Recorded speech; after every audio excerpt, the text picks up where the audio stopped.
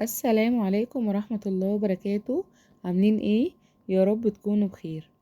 تعالوا نحضر مع بعض النهاردة الفتة المصرية بالطريقة الأصلية وبطريقة سهلة وبسيطة وإن شاء الله تعجبكم.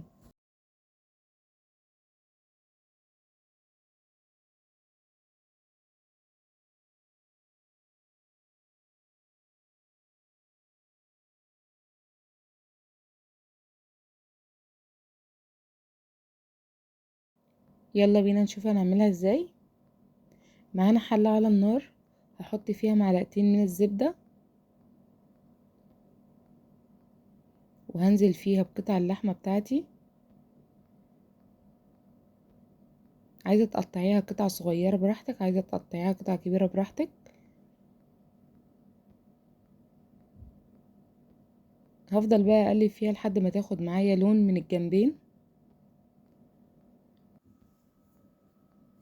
هنزل عليها بقى بواحدة بصل، ورق لوري، وفلفل اسود حصى،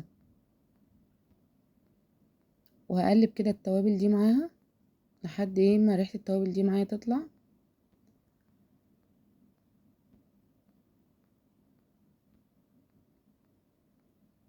بعد كده هنزل بالملح بتاعي وهنزل برشة سكر.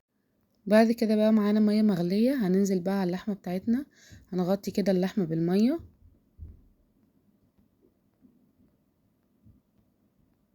لازم تبقى مية مغلية يا جماعة عشان نفضل محافظين على سوى اللحمة بتاعنا.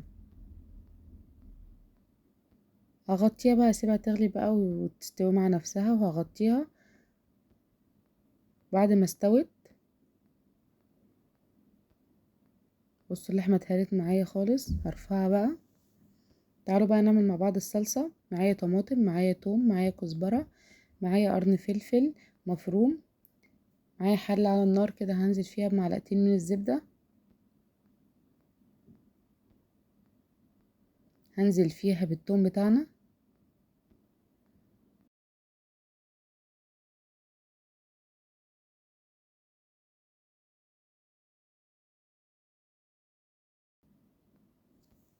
هحمره بقى كده شوية، اول ما يبتدي بقى ياخد لون معايا هنزل عليه بقرن الفلفل المفروم.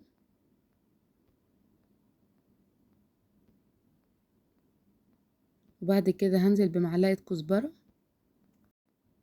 اقلبهم بقى كده قلبتين. وبعد كده انزل بمعلقتين 3 من الخل.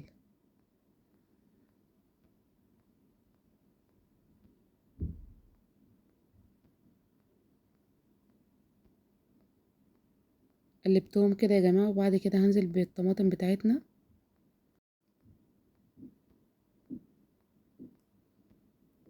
هملحها بقى واوطي عليها النار واسيبها بقى لحد اما ايه تتسبك معانا.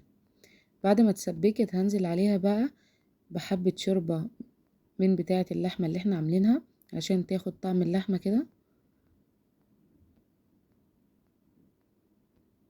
بصوا تقلت معايا ازاي. هعمل بقى الرز بتاع الفتة يا جماعة سهل. هنحط معلقتين زبدة وحبة زيت عشان ما يعجنش معانا. بعد كده هنزل بالرز بتاعي، هفضل بقى اقلب فيه لحد ما يتحمر معانا.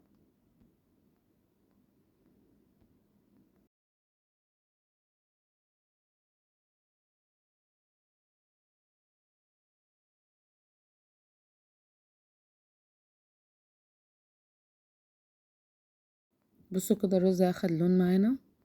هنزل بقى عليه بشوربة اللحمة بتاعتنا برضو عشان ياخد نكهة الشوربة. هغطيه بقى واسيبه بقى يستوي مع نفسه، وبعد ما يغلي كده هوطي عليه النار واسيبه على نار هادية. هنا بقى معانا العيش بتاعنا. هقطع العيش لمكعبات صغيرة.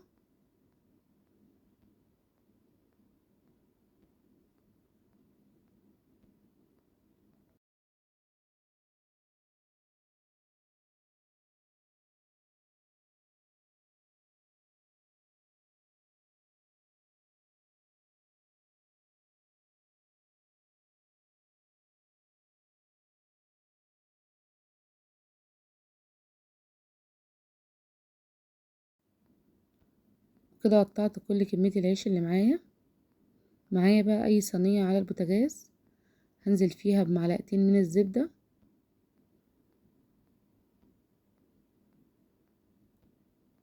هنزل بقى عليها باللحمة بتاعتنا،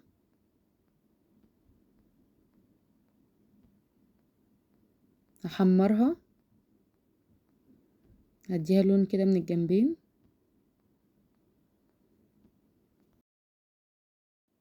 بعد ما اخدت لون بقى هخرجها بره السمنة،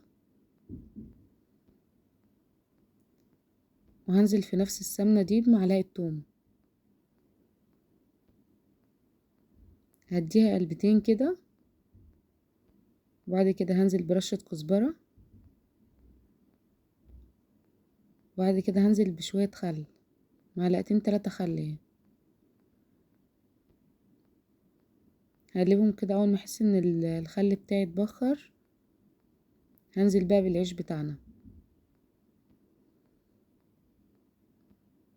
افضل بقى اقلب في العيش لحد ما ياخد لون معايا ويتحمر.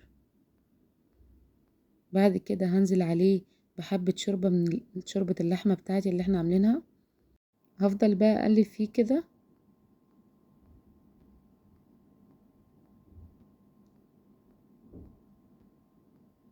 هقلبه وانزل بحبة شوربة تاني لحد ما احس ان هو بيتشرب معايا الشوربة. وبعد كده هنزل عليه بمعلقتين 3 من الصلصة الطماطم اللي احنا عملناها برضو عشان ياخد لون كده حلو وياخد من طعم الصلصة.